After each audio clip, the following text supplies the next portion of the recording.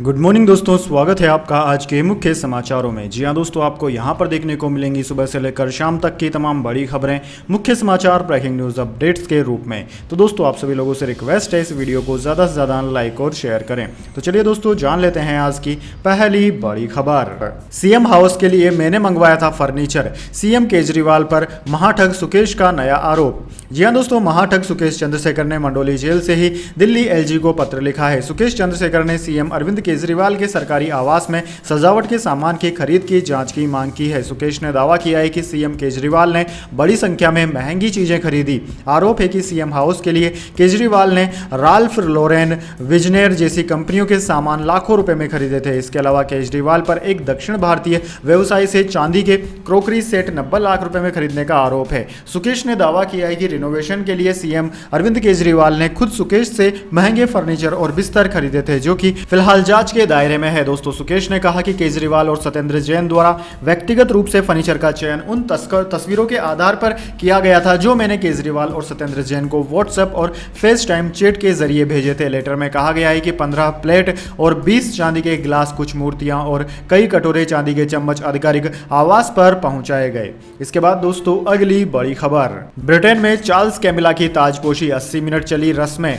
Arch bishop ने king को 360 साल पुराना ताज पहनाया, क्वीन ने कोहिनूर जड़ा मुकुट नहीं पहना। जी हाँ दोस्तों, ब्रिटेन के नए राजा किंग चार्ल्स तृतीय और क्वीन कैमिला की ताजपोशी हो गई है। शनिवार यानी कि 6 मई को लंदन के वेस्टमिंस्टर एबे चर्च में भी 80 मिनट तक राजा रानी की ताजपोशी से जुड़ी रस्में चली। इसके बाद आर्च बिशप ने किंग चार्ल्स और क्वीन कैमिला को ताज पहना है। किंग चार्ल्स ने 1661 में बना सेंट एडवर्ड का ताज पहना, तो वहीं क्वीन ने जो ताज पहना उससे कोहिनूर हीरा नहीं जड़ा हुआ था। ब्रिटिश शाही परिवार में 70 साल बाद ताजपोशी हुई है। इससे पहले 1953 में किंग चार्ल्स की मां महारानी एलिजाबेथ की ताजपोशी हुई थी। उस समय चार्ल्स की उम्र केवल 4 साल की थी। अब किंग चार्ल्स 74 साल के हो चुके हैं। करीब 6 महीने पहले क्वीन एलिजाबेथ का निधन होने के बाद उनके बड़े बेटे चार्ल्स को राजा घोषित कर दिया गया, लेकिन उनकी ताजपोशी अब हुई है। इसके बाद दोस्तों अगली बड़ी खबर, कांग्रेस ने लगाया मल्लिकार्जुन खड़गे की हत्या की साजिश रचने का आरोप, बीजेपी ने किया खारिज।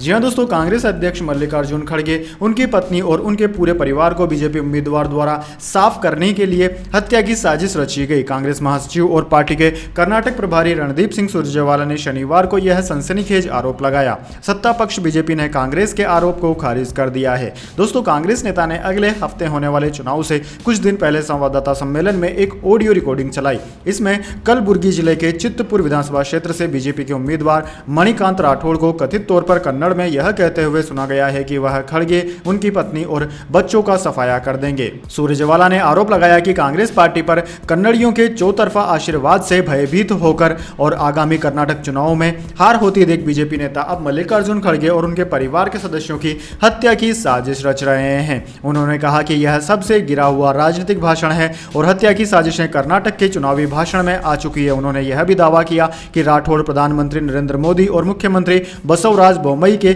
सबसे पसंदीदा हैं। इसके बाद दोस्तों अगली बड़ी खबर, सीजेआई बोले लाइव स्ट्रीमिंग के दौरान जज बोलते वक्त ध्यान रखें। कहा सोशल मीडिया पर जजों के फनी कमेंट वायरल होते हैं, हमें सीखने की है जरूरत है।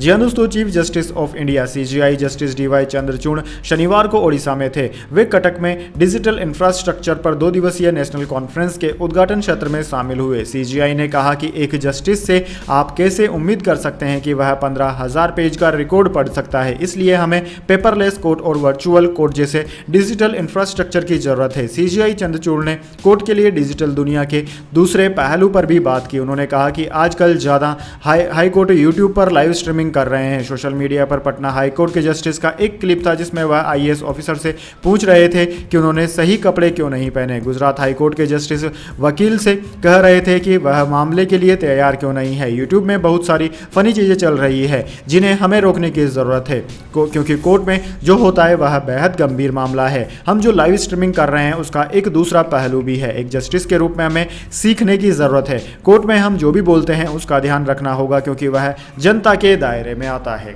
इसके बाद दोस्तों अगली बड़ी खबर, जंतर मंतर पर रेसलर्स का धरना, एफआईआर में ब्रजभूषण पर आरोप है सांस लेने का पैटर्न चेक करने के बहाने पेट छाती को छुआ, जबरन गले लगाया। जी हां दोस्तों, भारतीय कुश्ती महासंघ के अध्यक्ष ब्रजभूषण शरण सिंह के खिलाफ विनेश फोगाट, बजरंग पूनिया और साक्षी मलिक की अगुवाई में दिल्ली के जंतर मंतर पर रेसलर्स का धरना 14वें दिन भी जारी रहा। ब्रजभूषण के खिलाफ 10 दिन पहले दिल्ली के कनॉट थाने में रेसलर्स की शिकायत पर सेक्सुअल हैरेसमेंट और पोस्को एक्ट का केस दर्ज हुआ। इन पर 2 एफआईआर में क्या क्या दर्ज है, यह सभी के लिए जिज्ञासा का प्रश्न बना हुआ है। इसी बीच दोस्तों एफआईआर की कुछ बातें सामने आई है जिसमें ब्रजभूषण के सेक्सुअल हैरेसमेंट के बारे में बताया गया है। मीडिया रिपोर्ट्स के मुताबिक दर्ज एफआईआर में फिजिकल टच टूर्नामेंट में वार्म अप के दौरान गलत तरीके से छूने जैसी शिकायतें दर्ज कराई गई है। मीडिया रिपोर्ट्स के मुताबिक 7 महिला पहलवानों में से 2 ने ऐसी शिकायतें पुलिस से की। हालांकि ब्रजभूषण लगातार अपने ऊपर लगे आरोपों को नकार रहे हैं। इसके बाद दोस्तों अगली बड़ी खबर, सौरव गांगुली को मुद्दा समझना है तो हमसे बात करें, बोली विनेश फोगाट। जी हां दोस्तों, दिल्ली के जंतर मंतर पर भारतीय पहलवानों का धरना जारी है। वह लगातार कुश्ती संघ के अध्यक्ष और भाजपा सांसद ब्रजभूषण शरण सिंह की गिरफ्तारी की मांग कर रहे हैं। इसी बीच शनिवार को पहलवानों ने एक बार फिर प्रेस कॉन्फ्रेंस की। इसमें उन्होंने समर्थन के लिए आगे आ रहे किसानों और छात्र संगठनों से शांतिपूर्ण रवैया अपनाने की अपील की। उन्होंने कहा है कि किसान और छात्र संगठन दिल्ली की ओर बढ़ रहे हैं। हम इन सभी संगठनों से पुलिस का सहयोग करने की अपील करते हैं। कृपया शांतिपूर्ण रहें, कानून हाथ में न लें। पहलवानों के धरने पर बीसीसीआई के पूर्व अध्यक्ष सौरव गांगुली के बयान पर विनेश फोगाट ने कहा कि खेल हमें अपनी देखभाल करना नहीं सिखाता है। अगर सौरव गांगुली हमारे मुद्दे को समझना चाहते हैं तो हमसे संपर्क कर सकते हैं, हम उनके पास नहीं जा सकते। दरअसल गांगुली ने कहा था कि पहलवानों को अपनी लड़ाई लड़ने दो, मुझे नहीं पता कि वहाँ क्या हो रहा है। मैंने अभी अखबारों में पढ़ा है। खेल की दुनिया में मुझे एक बात का एहसास हुआ है कि आप उन चीज़ों के बारे में बात नहीं कर सकते जिनके बारे में आपको पूरी जानकारी नहीं होती।